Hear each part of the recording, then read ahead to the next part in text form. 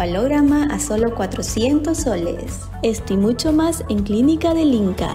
Contáctanos al 994-626-060 o al 610-6666.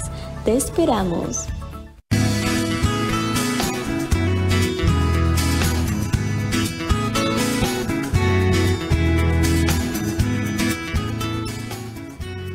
Hola, buen día.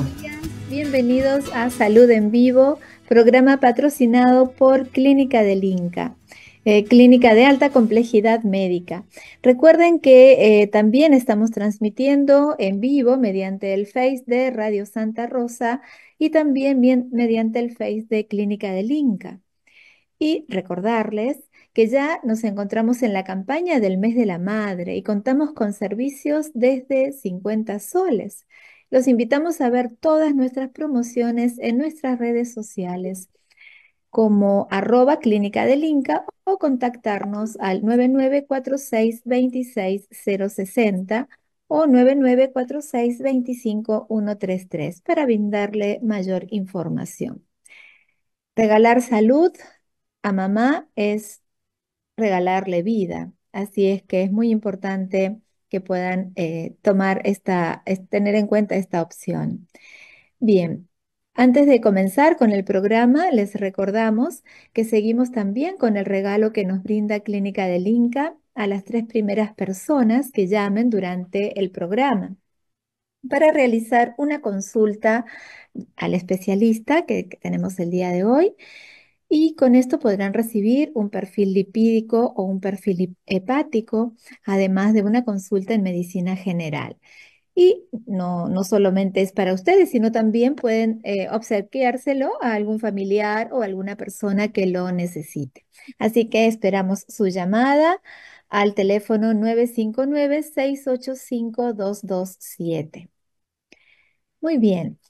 En el programa de hoy abordaremos un tema de gran relevancia para la salud, como es la litiasis vesicular, conocida también como cálculos en la vesícula. Esta condición afecta a una gran parte de la población y puede tener un impacto significativo en la calidad de vida si no se trata adecuadamente.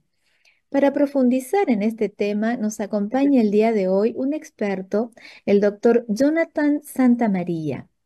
El doctor es especialista en cirugía general y tiene una subespecialidad en cirugía bariátrica y metabólica. El doctor Santamaría nos ayudará a entender qué son los cálculos vesiculares, cómo se diagnostican y cuáles son las opciones de tratamiento disponibles. Bienvenido, doctor Santamaría. Gracias por acompañarnos en esta mañana. Hola, buenos días, ¿qué tal? Muchísimas gracias por la invitación y yo feliz de compartir este espacio con ustedes no sé, resolver las dudas de la audiencia en el tema que hoy nos toca tratar, que es litiasis vesicular, cálculos en la vesícula, ¿no? De hecho, esta enfermedad es una patología muy común. Se trata de la enfermedad quirúrgica que nosotros más resolvemos en el día a día, ¿no? Ah, qué bárbaro. Entonces, ¿y qué es exactamente la litiasis vesicular? ¿Cómo se forman esos cálculos en la vesícula? Ok, bueno, la litiasis vesicular, litiasis es más un término médico, ¿no? La gente que viene a consulta suele venir con cálculo o con piedras a Claro. la vesícula. Y aquí es importante aclarar algo, no tiene nada que ver con las piedras que están en la calle o están en la orilla del río o en la playa, ¿no? O sea, no tiene nada que ver. De hecho, alguna preocupación a veces de los pacientes es que a lo mejor se comió una piedrita o una arenilla por ahí y se le fue la vesícula y se convirtió en esa piedra y no es así. No es así como se forman. Los cálculos son formaciones sólidas de tamaño variable, pueden ser muy pequeñas, de menos de 1 centímetro, o pueden crecer gradualmente incluso a más de 3 centímetros y que aparecen dentro de nuestra vesícula biliar. Para ponernos un poco en contexto, la vesícula biliar es un órgano en forma de bolsa pequeña que está debajo del hígado, en el lado derecho de nuestro cuerpo, debajo de la costilla. ¿Cuál es la función de la vesícula biliar? Básicamente, almacenar un poco de la bilis que el hígado produce. ¿Ya? Entonces, aquí también una cosa importante es que la vesícula no produce bilis. ¿Ok? La vesícula almacena la bilis que el hígado produce. Nuestro hígado produce alrededor de 1,5 litros de bilis todos los días, más o menos, un poco más, un poco menos. Y de ese 1,5 litros que pasa hacia el intestino para hacer la digestión de los alimentos, una pequeña cantidad va a almacenarse en la vesícula biliar, esa bolsita, ¿ya? Entonces, básicamente lo que el hígado, perdón, la vesícula va a hacer es almacenar y concentrar la bilis, digamos, potenciarla, hacerla más fuerte. ¿Ya? De manera que cuando nosotros ingerimos alimentos grasosos, sobre todo, va a entrar a actuar la bilis para digerir esas grasas que consumimos. Más o menos como lo que hacen los detergentes con los que lavamos los platos, ¿no? Tenemos un plato grasoso y le aplicamos un poco de detergente y la grasa se va con el agua. Es lo mismo que hace la bilis. Nosotros comemos un alimento grasoso, vamos a poner un ejemplo de papas fritas, un pollo a la brasa, un chicharrón que está muy grasoso, no lo comemos. Quien se encarga de digerir esas grasas es la bilis. ¿Para qué? Para solubilizarlo, para hacerlo soluble y para hacer que nuestro cuerpo además lo absorba. ¿Me entienden? Entonces, para que las grasas se absorban por nuestro intestino, la bilis ha actuado primero sobre ellas. ¿Cómo se forman los cálculos? Aquí es importante entender de que la bilis es una mezcla de varios elementos. Si bien es cierto, es una formación líquida, la bilis es líquida, está compuesta por varios elementos. Uno de ellos, agua, sales biliares, colesterol. ¿Ok? Ojo con esto, ¿no? El colesterol es uno de los elementos de la bilis. Entonces, lo más común es que el colesterol, que es un elemento sólido, se sedimente en la vesícula, es decir, se siente en el fondo de la vesícula y sobre estas formaciones de colesterol se van acumulando depósitos de calcio, se calcifica y por eso la consistencia dura, ¿no? De las piedras generalmente. Es así como se forman los cálculos. Entonces, por sedimentación generalmente del colesterol, que es parte de los elementos que constituyen la bilis. ¿Y el colesterol es cualquiera de los colesteroles, el colesterol total, o tiene ahí que ver el colesterol que le decimos el malo? No, Todo en aquí general. también es importante diferenciar algo, ¿no? El término colesterol bueno y colesterol malo realmente no se refiere exactamente al colesterol, se refiere a los elementos que transportan el colesterol. El colesterol es uno solo. ¿No? O sea, que el que ingresa al cuerpo en forma de comida, de alimento, es uno solo, es colesterol. El Claro. colesterol bueno que le decimos o el colesterol malo que le decimos son transportadores de colesterol, como los carritos que movilizan el colesterol dentro de nuestro cuerpo. Entonces tenemos un carrito que los transporta para hacer cosas buenas y un carrito que los transporta para tapar las arterias, ¿no entienden? Por eso se llama malo. Pero el colesterol en sí es uno solo, es una sola molécula, ¿no? Y una forma de evitar la formación de estos cálculos sería justamente esa, la de tener un colesterol en una, no sé, en 180, en una medida normal. En una proporción adecuada, por supuesto que sí. Los excesos de colesterol van a hacer un desbalance en los elementos que constituyen la bilis. Por lo tanto, va a predisponer a que este exceso de colesterol se sedimente o se siente en el fondo de la vesícula y predisponga a la aparición de cálculos, ¿no?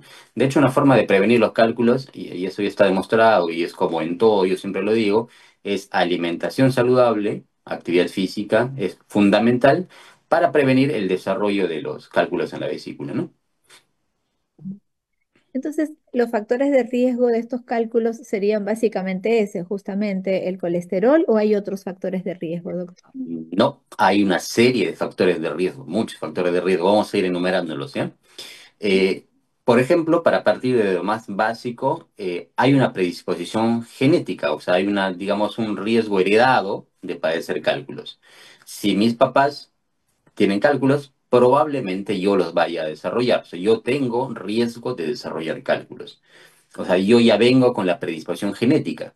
Y si a eso yo sumo, digamos, desarreglos alimenticios, malos hábitos de alimentación, una alimentación baja en fibra, excesiva en azúcares refinados, grasas, entonces yo que ya tengo el riesgo voy a desarrollar cálculos. Ese es otro factor de riesgo, entonces, es aparte de la genética, los hábitos de alimentación. El sexo femenino tiene más riesgo de padecer cálculos en la vesícula. De hecho, las mujeres tienen 3 veces más riesgo de padecer cálculos que los varones, ¿ya? Hay grupos étnicos o factores raciales que también están involucrados, ¿ya? El riesgo, por ejemplo, es un poco mayor en Sudamérica que en Norteamérica, ¿no? Entonces, también factores medioambientales que están involucrados, no están bien conocidos, pero están bien involucrados. Otros factores de riesgo, el uso de ciertos medicamentos. En las mujeres de edad fértil, por ejemplo, que son usuarias de anticonceptivos orales u hormonales, ellas tienen más riesgo de padecer cálculos en la vesícula. Otro factor de riesgo es el sobrepeso o la obesidad, ¿ya? Seguramente vamos a conversar también de eso un poco más adelante. Y yo que hago cirugía bariátrica, o sea, cirugía para el manejo precisamente de la obesidad, los pacientes que bajan muy rápido de peso después de una cirugía también tienen más riesgo de padecer cálculos en la vesícula. Entonces, de hecho, hay una serie de factores de riesgo que tienen que ser todos analizados cuando se habla de cálculos en la vesícula. Qué bárbaro. Entonces hay que, bueno, tenerlos en cuenta.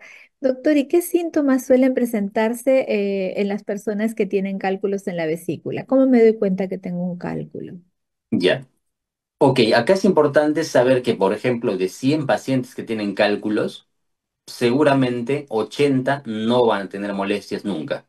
Mm. ¿Ya? Entonces, hay un grupo de personas o de pacientes que son asintomáticas, no tienen síntomas en relación a los cálculos. Claro. Y el 20%, 30% va a presentar molestias. La molestia típica que se asocia a la presencia de cálculos es un dolor que está en la parte alta del abdomen, Mm. muy comúnmente en el lado derecho, debajo de la costilla. Este dolor se manifiesta como un cólico. ¿Cómo es un cólico? Es un dolor que viene fuerte y va bajando. Viene fuerte. Para la mujer es muy conocido porque es muy parecido al dolor menstrual, ¿no? Es un dolor que viene fuerte, aprieta y desaparece. Así más o menos, pero en la parte alta del abdomen. A veces en la boca del estómago, a veces en el lado derecho debajo de la costilla, y suele irse hacia la espalda, hacia el hombro, hacia la región del omóplato. Y lo otro que es característico es que suele venir después de la ingesta de alimentos muy cargados de grasa, ¿no? Sobre todo. Em, entonces, existen personas que pueden tener cálculos en la vesícula, como nos indica, sin presentar ningún síntoma. Así Eh, es. ¿Y se recomendaría en estos casos de repente hacerse una ecografía, no sé, eventualmente, como o sea, una vez al año, tal vez en un chequeo, como para saber si tengo los cálculos o no los tengo? Yo, por ejemplo, me hice una ecografía y me dice que tenía arenilla. Yo me imagino que si no cambio algo en mis hábitos alimenticios, eso se va a convertir en el futuro en un cálculo o no necesariamente. De todas maneras. O sea, si usted ya tiene arenilla, que son los microcálculos, son cálculos pequeñitos, menos de 3 milímetros. Mm. Esos van a ir creciendo a lo largo del tiempo si efectivamente los hábitos incorrectos continúan. Ahora, en sí está recomendado hacer chequeos periódicos como parte de una evaluación médica general, ¿no? Es muy usual que los pacientes vengan a consulta con ecografías que se hayan hecho o por otras razones o como parte de un chequeo rutinario. El paciente viene con su informe de cálculos en la vesícula. Nuestra responsabilidad médica es informar lo que tienen, informar lo que le acabo de decir, ¿no? Que algún grupo de pacientes seguramente no va a tener síntomas, pero que otro grupo va a desarrollar molestias y que eventualmente van a tener complicaciones asociadas a los cálculos, ¿no? Entonces, es preferible evitar eso, ¿no? Que el paciente llegue a un estado avanzado en el que se presenten ya complicaciones y que es más difícil de manejar. Yo siempre digo que tratar los cálculos en la vesícula en su inicio, cuando apenas están generando algunas molestias, es lo mejor porque la cirugía se hace muy sencilla, ¿no? Mm. ¿Y cuáles serían, doctor Santa María, esas complicaciones? Ya, lo más común, o digamos lo más frecuente, es que los cálculos, al moverse, al querer salirse de la vesícula, terminen obstruyendo el conducto de salida de la bilis. Al obstruir este conducto de salida, la bilis que está atrapada dentro de la vesícula no va a poder salir de la vesícula. Entonces, ¿qué va a pasar? Que la vesícula va a empezar a contraerse con mucha fuerza para intentar forzar la salida de esa bilis, siendo que está obstruida por un cálculo. Entonces, como esto no va a poder ser porque el cálculo está tapando la salida de la bilis, la vesícula empieza a hincharse, hincharse, hincharse y eventualmente termina por perforarse.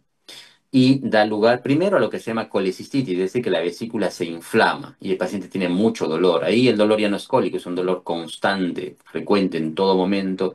El paciente lo tiene en una posición que no quiere ni moverse porque si se mueve le duele, ¿no? Entonces el dolor es muy, muy fuerte en esa situación.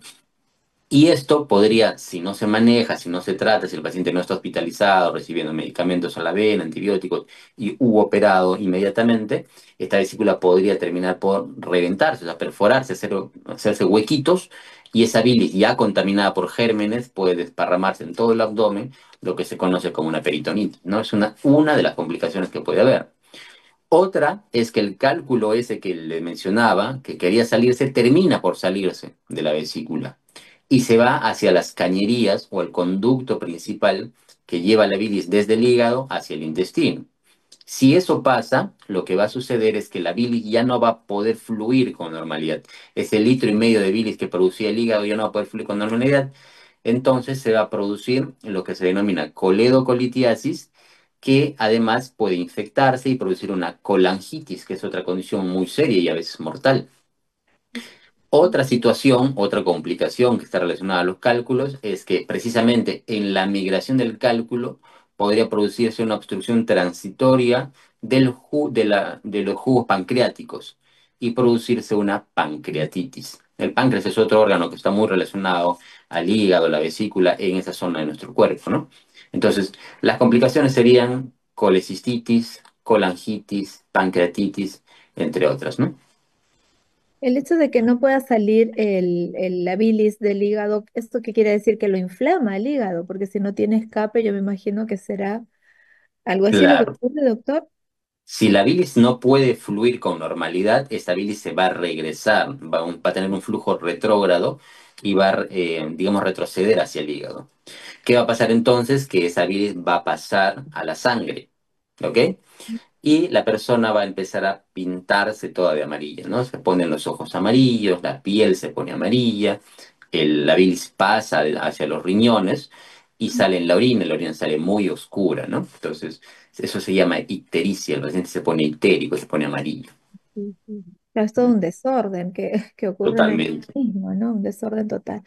Entonces es sumamente recomendable, bueno, hacerse el chequeo por lo menos una vez al año para saber cómo está también todo nuestro aparato digestivo, todos nuestros órganos, ¿no? Como decía yo, no sé, viendo tiroides, no sé por qué la doctora me dijo, a ver, vamos a ver, y ahí que me salió la arenilla, ¿no? Entonces, ya, bueno, ahora ya sé que tengo que cambiar mis hábitos alimenticios. Por Eh, supuesto. doc- Doctor Santa María, ¿y qué tratamientos existen para estos cálculos? Usted dice es mejor abordarlos en su inicio, claro, para evitar estas complicaciones. ¿Y con qué tipo de tratamiento? ¿Es muy extensa el postoperatorio? O sea, si nos puede contar un poquito cómo sería este tipo de cirugía. El tratamiento de los cálculos de la litiasis vesicular sintomática, es decir, la que ya está generando síntomas, así sean leves, así sean en su inicio, es la cirugía, ¿no? Es una colecistectomía, se llama, o sea, sacar la vesícula. Laparoscópica. Laparoscópica quiere decir que es de mínima invasión, cortes muy pequeñitos. Eso ya es un estándar, ¿no? Prácticamente no se hace otra forma de colecistectomía. Antiguamente era con corte, un corte grande debajo de la costilla. Eso ya se hace en muy pocos centros. Digamos que el tratamiento de elección es la colecistectomía laparoscópica, sacar la vesícula, ya sacarla en su totalidad. Entonces, pero ahí la pregunta a los pacientes, ¿no? ¿Por qué ser tan radicales? ¿Por qué no abrir la vesícula y sacar las piedritas nada más y coser la vesícula? Eso no es algo que se haga, ¿no? O sea, en situaciones quizá muy extremas, cuando el paciente está muy delicado, solamente se sacan los cálculos. Pero la vesícula debe sacarse en su totalidad por una razón, y es que hemos dicho, ¿no? La persona está predispuesta a formar cálculos. Entonces yo le saco los cálculos nada más, quizás en unos meses o en un año vuelva a tener cálculos. ¿Me entiende? Entonces no sería la idea volver a someter a otra operación al paciente. Entonces, Claro. por eso es que se saca toda la vesícula, porque el principal lugar donde se forman los cálculos es en la vesícula biliar. Ujú. sacando la vesícula ya no hay más formación de cálculos. No es que los cálculos se puedan formar en otro órgano, ¿o Los sí? cálculos eventualmente en un porcentaje muy reducido de personas ya operadas de la vesícula se pueden formar en las cañerías que llevan la bilis. Recuerde que le comenté que hay un tubo, una cañería, un conducto principal que lleva la bilis desde el hígado hacia el intestino, el cual se mantiene intacto después de la cirugía. En esa cañería se pueden formar cálculos. Eso es muy eventual, es muy raro, pero bueno, existe, ¿no? Está escrito. Ahora, si esto llegase a suceder, no necesariamente el paciente requiere de una nueva operación, porque estos cálculos en las cañerías ya se pueden manejar de otra manera, por endoscopía, ¿no? Una endoscopía especial que se llama CEPRE, en la que el gastroenterólogo entra por la boca, pasa al estómago, llega hasta el intestino y por dentro puede abordar el conducto y sacar las piedrecillas que hubiesen, ¿no? Así es. Excelente. Entonces, doctor Santa María, ¿y el postoperatorio es muy complicado después de la cirugía? Tiene que hacer, me imagino, llevar algún tipo de dieta o cómo funciona. Al ser cirugía laparoscópica, los cortes son muy pequeñitos, la recuperación es bastante rápida. De hecho, el paciente, en casos seleccionados, puede salir de alta incluso el mismo día, ¿no? O sea, se opera hoy, digamos en la mañana, y eventualmente puede salir en la tarde de alta, ¿no? O al día siguiente, digamos, en la mayor parte de los casos. La recuperación es bastante rápida, porque, como le repito, la cirugía es de mínima invasión, el dolor posoperatorio es mínimo, prácticamente nulo, y puede controlarse perfectamente con medicamentos convencionales, ¿no? Como analgésicos simples. Ahora, esto va a depender también digamos, el momento en el que se haga la operación, ¿no? Si, por ejemplo, usted tiene cálculos y, digamos, yo la programo para una cirugía, es una cirugía programada. Ya sabemos que tal día se va a operar. Entonces, todo está preparado para su cirugía, se opera y se va a la casa al día siguiente con una recuperación muy rápida. Pero si el paciente viene con dolor intenso, con una complicación, con una colecistitis, ya está inflamada, no sé, 4 o 5 días, el paciente viene con fiebre, en mal estado, se hace una operación de emergencia, ese paciente no se va a ir de alta al día siguiente. Seguramente se va a quedar hospitalizado 3, 4 días o 5 días recibiendo antibióticos endovenosos para complementar el tratamiento, sobre todo para la infección agregada que ha habido, ¿no? Entonces depende mucho del momento en el que se haga la operación. Por eso, si lo que se quiere es una recuperación rápida, el mejor momento para la operación es cuando no hay una complicación. Claro, no esperar al último momento, como siempre hacemos con la Exactamente, salud, ¿no? Nos creemos invencibles. exacto. Doctor Santa María, vamos a ir a un corte y luego en el siguiente bloque conversamos sobre la relación entre la obesidad y los cálculos vesiculares. Y por supuesto de la cirugía bariátrica, ya que usted es su especialidad, ¿no? Bien, Perfecto. pues volvemos en unos minutos. Muchas gracias.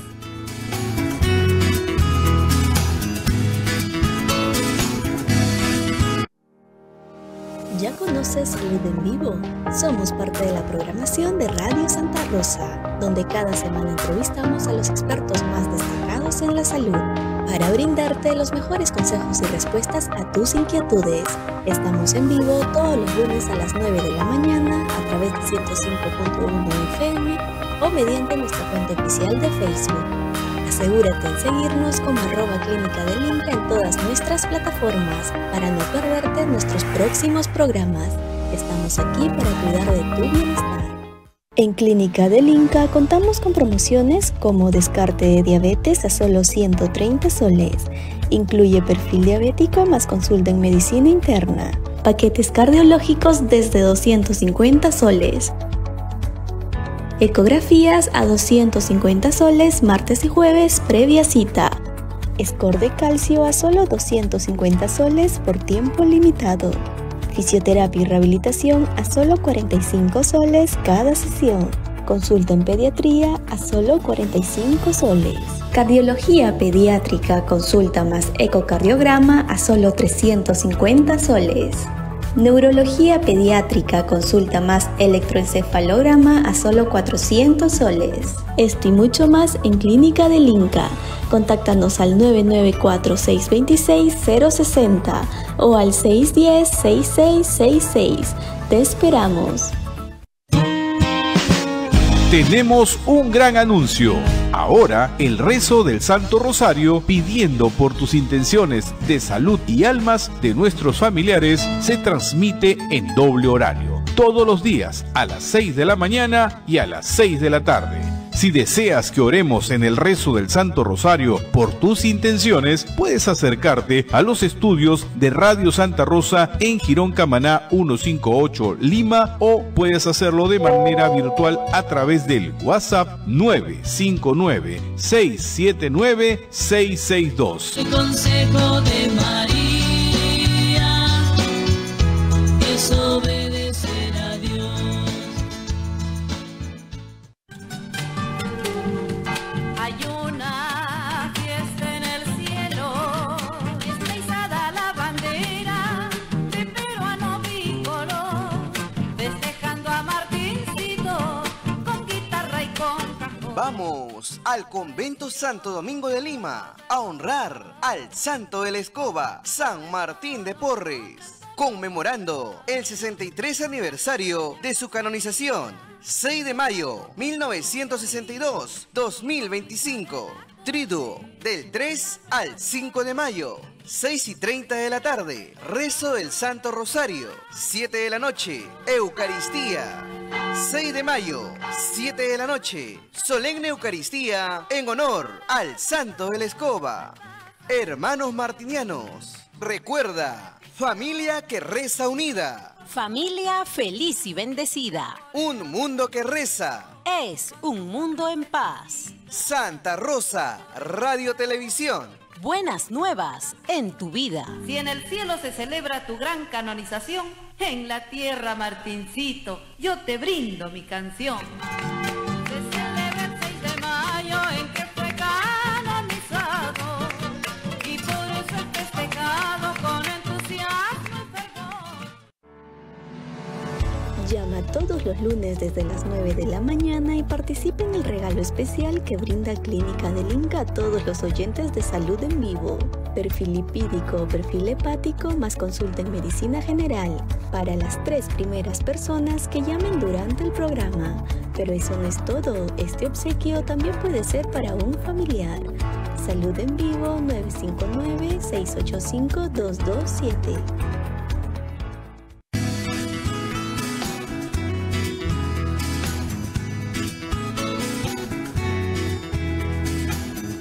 Bueno, regresamos con Salud en Vivo y estamos con un tema muy, muy importante como es la litiasis o cálculos en la vesícula. Vamos a conversar ahora sobre cómo la relación que existe entre la obesidad y los cálculos en la vesícula. Pero antes, vamos, si bien esta pregunta ya el doctor nos respondió, pero nos preguntan por Face el señor Alexander Herrera y nos dice, hola doctor, ¿cómo identificar que tengo cálculos? ¿Cuáles serían los síntomas? No sé, doctor, si nos puede recordar un poco los síntomas que ya, si bien ya nos los dijo, pero para que el señor Alexander Herrera pueda escucharlos.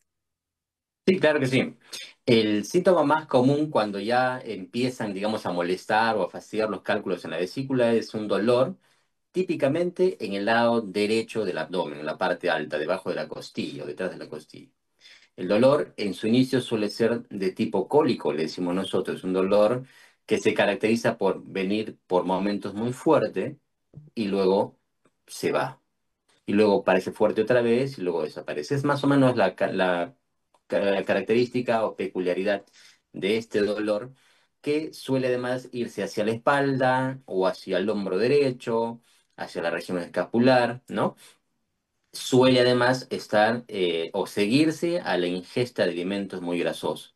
Si yo he tenido un desorden, digamos, un atracón de comida grasosa, sobre todo, y vienen estas molestias, es probable que tenga cálculos en la vesícula. Además, puede haber náuseas, podría haber trastornos en la motilidad del tubo digestivo, etcétera, pero lo más común, digamos, lo más típico es el dolor cólico en el lado derecho, ¿no? Así es. Ujú. Muchas gracias, doctor. Bueno, esperemos que se haya resuelto la pregunta, que seguramente sí, porque ya está muy claro. Y vamos a conversar entonces, doctor, sobre la relación entre la obesidad y los cálculos de la vesícula. Usted hace un momento dijo que era también uno de los factores de riesgo, ¿verdad? Así es. Los cálculos en la vesícula tienen como factor de riesgo, entre los que ya hemos mencionado, también al sobrepeso y la obesidad. Entonces, hasta hace algún tiempo no se conocía exactamente la razón, ¿no? Por qué los pacientes con obesidad tenían más riesgo de cálculos, de padecer cálculos. Entonces, ahora más o menos se entiende que la razón apunta en dos direcciones, o en dos razones, ¿no? Uno, los hábitos alimenticios no son los mejores en las personas con obesidad. Y hemos dicho que la presencia de cálculo está directamente relacionada a la forma de alimentarse, al tipo de alimentación, ¿ya? O a los hábitos alimenticios. Y lo otro es que las personas con obesidad tienden a tener una vesícula más grande, que por lo tanto almacena un poco más de bilis en relación a las personas con peso normal, y esta vesícula es como que más floja, ¿no? O sea, no se contrae con normalidad. Entonces, al ser una vesícula, digamos, entre comillas, floja, que no se contrae, almacena por más tiempo a la bilis. Y como dije, la bilis es un líquido que tiene varios elementos en su constitución, entre ellos colesterol. Entonces, si la bilis no se está moviendo, no está fluyendo y está mucho tiempo estancada en la vesícula, sus elementos sólidos se van a sedimentar. Por lo tanto, se van a formar los cálculos. Esa es la razón por la que las personas con obesidad tienen más riesgo de padecer cálculos en la vesícula. Bueno, doctor Santamaría, usted tiene una especialidad en cirugía bariátrica y sabemos que a veces, lamentablemente, la obesidad no la podemos controlar solo con dietas, de repente por otros factores que, bueno, ya serían analizarlos en otro momento, de repente como no sé, el estrés, la angustia, todo lo que vivimos en el día a día. Entonces, una de las opciones cuando ya las dietas no resultan, me imagino que es la cirugía bariátrica. ¿Nos podría contar un poquito cómo funciona, qué es exactamente este tipo de cirugía? Claro, claro que sí. Y la obesidad ya es digamos, una enfermedad muy, muy compleja que tiene diferentes aristas, como usted ha mencionado, ¿no? El componente emocional, el componente, digamos, físico, los hábitos, etcétera. Es compleja de abordar. De hecho, se considera una enfermedad que a la actualidad no tiene cura, ¿no? Pero sí se puede controlar, se puede manejar. Y básicamente, cualquier tipo de intervención que sea en pacientes con obesidad está orientado a la recuperación de un estilo de vida saludable.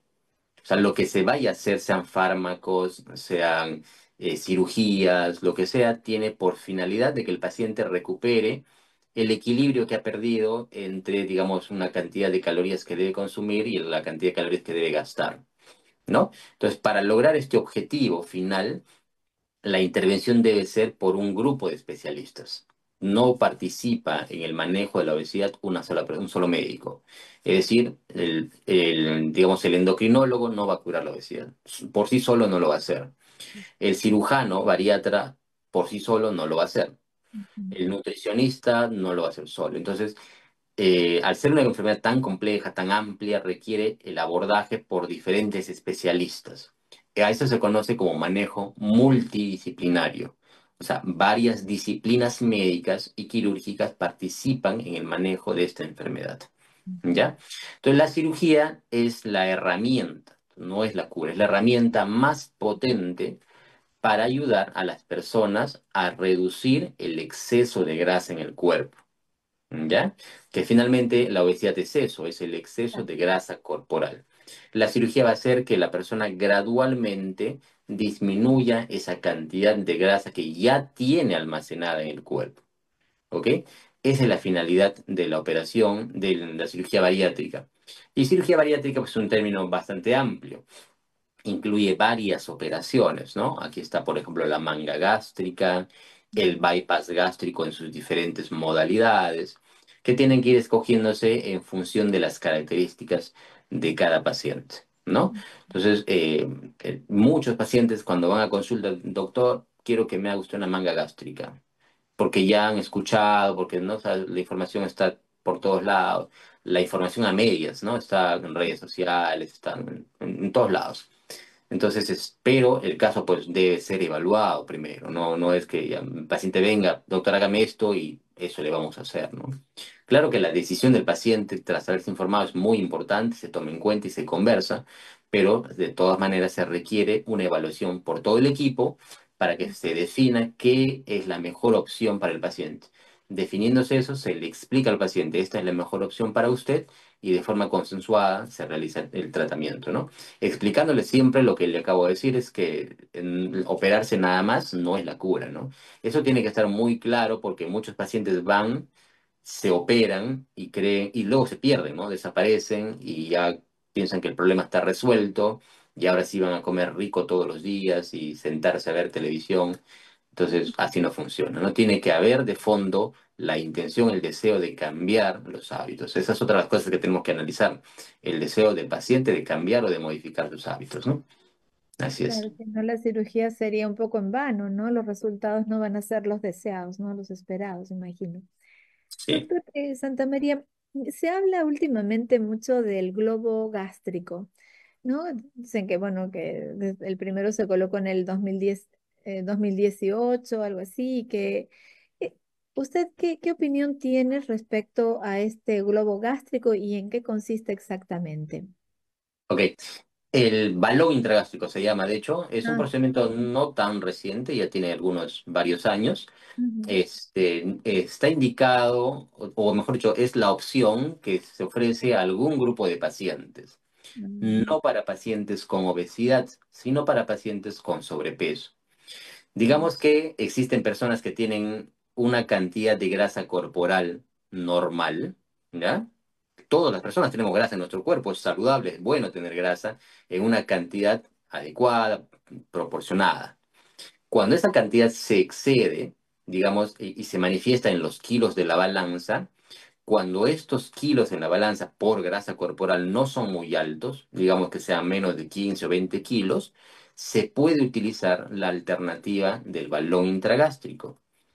Pero si el exceso de peso ya es mayor, entonces el balón no funciona, no ayuda, no es la mejor opción en pacientes que ya tienen obesidad establecida. Ya, entonces, sí es cierto que el balón funciona, que tiene utilidad, pero para un grupo seleccionado de pacientes. ¿Quiénes? Los que tienen sobrepeso. Sobrepeso es el peldaño que está por debajo de la obesidad. Antes de llegar a obesidad hay una condición que se llama sobrepeso y en ellos funciona mejor el balón intragástrico. Nuevamente, el objetivo de un balón, de colocarse un balón, es ayudar a que la persona o darle tiempo a la persona para que reaprenda a tener nuevos hábitos. mm, ¿Ok? Porque en este caso no hay ningún tipo de modificación del tubo digestivo. Una vez que el balón se retira o se elimina de forma natural, el estómago y todo el tubo digestivo sigue teniendo las mismas características que antes. Entonces, si la persona no ha cambiado sus hábitos, claro. no ha modificado su forma de alimentarse, no hace actividad física, no ha mejorado sus condiciones estresantes, entonces nuevamente va a recuperar el peso que pierde, ¿no? Mm. Y ahí algunas personas que han tenido esa experiencia luego comentan de que pues, no funciona el procedimiento. No es que el balón o el procedimiento no funcione, sino que no se entendió la idea o el objetivo final del procedimiento, ¿no? Claro, es un medio, no es el fin, como usted mismo decía hace un rato. Exactamente, es la alternativa, es digamos la herramienta, ¿no? Así la decimos Claro, nosotros. claro. Ujú. Doctor Santamaría, ¿y cómo es este balón gástrico? Lo coloca el médico, me imagino, no es algo porque por ahí dice el balón gástrico tragable. Tragable, o sea, no, porque a veces puede ser engañosa también la información que se da, ¿no? Claro. ¿Cómo se coloca exactamente? En el Perú hay, y en el mundo, ¿no? El Perú, para hablar un poco más en nuestro entorno, hay varias marcas, no vamos a mencionar las marcas de los balones, pero el final o el mecanismo, cómo funcionan es el mismo, es una ocupación de espacio dentro del estómago. El Ujú. balón, la pelotita, es, digamos, un elemento de medio litro en promedio y eso va a ocupar un volumen dentro del estómago. Por lo tanto, por una cuestión mecánica, donde está el balón ya no va a entrar comida, ¿no? Entonces va a competir con el alimento por espacio. Aparte, el balón va a generar saciedad, va a generar llenura. Así funciona. Entonces, ese es lo que quieren, lo que buscan lograr todas las marcas, ¿no? Las diferentes marcas que hay. Una de esas marcas viene comprimida, el balón viene comprimido. El balón, digamos, es un cuerpo extraño Claro. que puede venir de diferentes formas. Una de las marcas viene comprimido del tamaño de una cápsula grande, más o menos 2 centímetros. Entonces, esa es, digamos, ingerible. El paciente lo puede poner en la boca y con un poco de agua puede deglutirlo, pasárselo. ¿Ok? No lo hace solo, no es que se vaya a la farmacia y se compra una cápsula de balón y se lo tome en su casa. No, no, no, no, no. Se hace en un lugar que tenga las condiciones. Se requiere de un equipamiento médico de todas maneras. Por ejemplo, para la colocación de ese balón que usted menciona, el deglutible, el que viene en forma de cápsula, se requiere de un equipo de rayos X para corroborar de que el balón está en su sitio. ¿Y quién hace la corroboración, quién lo verifica, quién hace el proceso? Es un médico certificado, un médico especialista que sabe el proceso, que conoce el proceso, ¿no? No, no lo hace cualquier persona y no es que yo me compre el balón y me lo tomo en mi casa y ya está, no, así no funciona. Se requiere de condiciones y de la supervisión de un equipo de profesionales. El otro balón o los otros balones son de un material distinto, es de silicona y vienen ya con la forma de un globo descomprimido, un globo desinflado y se debe colocar por endoscopía. Por lo tanto, participa directamente el médico bariatra, que puede ser un cirujano, puede ser un gastroenterólogo bariatra, lo coloca por endoscopía y una vez que el balón está completamente dentro del estómago, eso se va a corroborar en un monitor, en una pantalla. Recién estando el balón dentro, el balón empieza a inflarse, a ponerse un líquido en su interior para que se distienda y se cumpla el objetivo, que es ocupar el espacio, ¿no? Así es. Y tiene, me imagino que debe tener algunos factores de riesgo, doctor, este tipo de balones, o es inofensivo, inocuo para el paciente. Bueno, es una manipulación, de todas maneras aunque es mínimamente invasivo, de todas maneras hay una manipulación, ¿no? La Mm, endoscopía, por ejemplo, puede generar algún tipo de laceración mínima en alguna parte del tubo digestivo, ujú, etcétera. En general es un procedimiento bastante seguro, con mínima repercusión, pero lo que sí, la audiencia tiene que conocer de que a los 3 primeros días después de colocado el balón van a haber molestias. Eso es prácticamente en el 100% de los casos, ¿no? Al ser un cuerpo extraño al que el estómago tiene que adaptarse, en los primeros días van a haber náuseas, van a haber dolor, puede haber vómitos y la intensidad es variable. Entonces, al paciente se le explica eso, se le da medicación para que estos síntomas sean más fáciles de llevar y típicamente al tercer día las molestias van desapareciendo. Ahora, teniendo ya el balón puesto, instalado dentro del estómago, la persona tiene que regirse a un régimen o, digamos, a un plan de alimentación indicado por un profesional, en este caso una nutricionista o un nutricionista, ¿no? O sea, no es que me coloco el balón y ahora no sé qué hacer, qué como, mi arroz, ¿no? Es importante tener las cosas claras y la nutricionista es la que le va a dar la pauta de alimentación después de colocado el balón. claro, y la guía también del médico, fundamental, porque yo me imagino que se controlará, porque no va a quedar ahí por siempre. Usted mismo dijo que tenía un tiempo, después el mismo, me imagino que el cirujano es quien lo saca, Así o, es. ¿no? Claro. Entonces, El balón que viene comprimido en forma de cápsula, ese se elimina naturalmente al cuarto mes de colocado. mm, Se va, desaparece, se desintegra y se elimina. Los otros tipos de balón, que son de silicona, sí hay que retirarlos y el retiro también se hace por endoscopia. Igual que se coloca, de la sí, misma manera se retira. Y mm, obviamente tiene que haber, digamos, un control periódico de los pacientes. No es que se coloque el balón y luego se vaya, claro. ¿no? Idealmente debe ser digamos, un control mensual para que el paciente además tenga y sienta el acompañamiento, ¿no? Claro. O sea, continúa siendo el mismo grupo multidisciplinario como conversábamos hace un ratito de la cirugía bariátrica, porque también está aquí el nutricionista quien tendrá que ir controlando en coordinación con el médico cirujano. Así es, además el psicólogo, ¿no? Es Claro, sí, fundamental. fundamental, ¿no? Para cambiar la ansiedad y todos estos trastornos bueno, que tenemos por el día a día. Ujú. Eh, Bien, doctor Santamaría, y usted entonces nos decía, este balón puede ser para la preobesidad, por decir, ¿no? Pacientes Así que es. están en camino. Eh, y ya para pacientes obesos se recomienda más la cirugía bariátrica. Y en su experiencia, doctor, ¿cuál es de los tipos de cirugía bariátrica que nos hablaba, cuál es el que más se usa o el que más, no sé, más acuden los pacientes o más se realiza por la indicación médica? Yo me imagino que a la población, mm, ¿no? Por esta población, digamos, es más o menos parecido o es diferente. Claro, la cirugía más común, la más realizada en todo el mundo, se llama manga gástrica. Manga gástrica es una operación que consiste en modificar el tamaño del estómago. El estómago normalmente es un órgano muy grande, sacular, que es capaz de distenderse con mucha comida. Y después de la manga gástrica lo que se hace es reducir su tamaño para que el volumen de alimento que vaya a recibir sea mucho menor. Eso es manga gástrica, ¿ya? Y es la operación más común realizada en todo el mundo. No quiere decir que sea la mejor, ¿ya? Sino que, digamos, la más utilizada y debe seleccionarse para pacientes específicos, ¿no?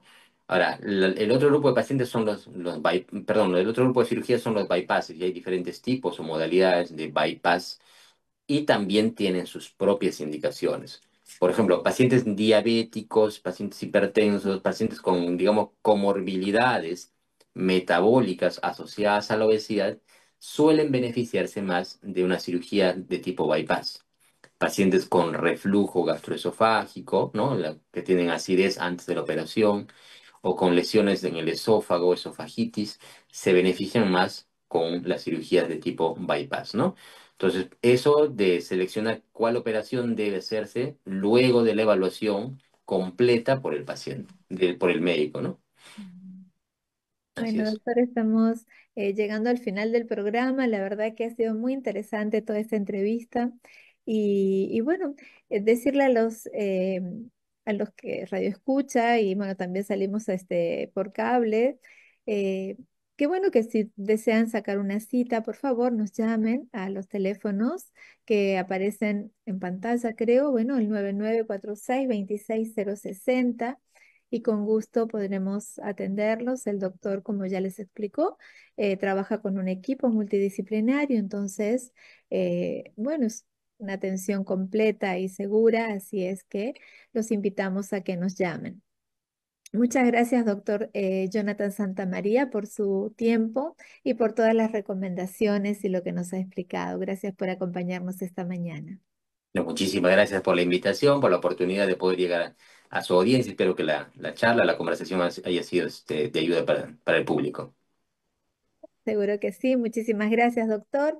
Y bueno, con todos los oyentes será hasta el próximo lunes.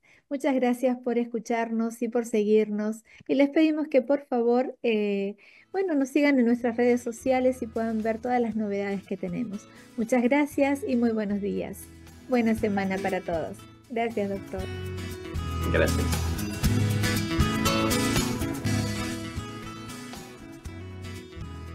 En Clínica del Inca contamos con promociones como descarte de diabetes a solo 130 soles.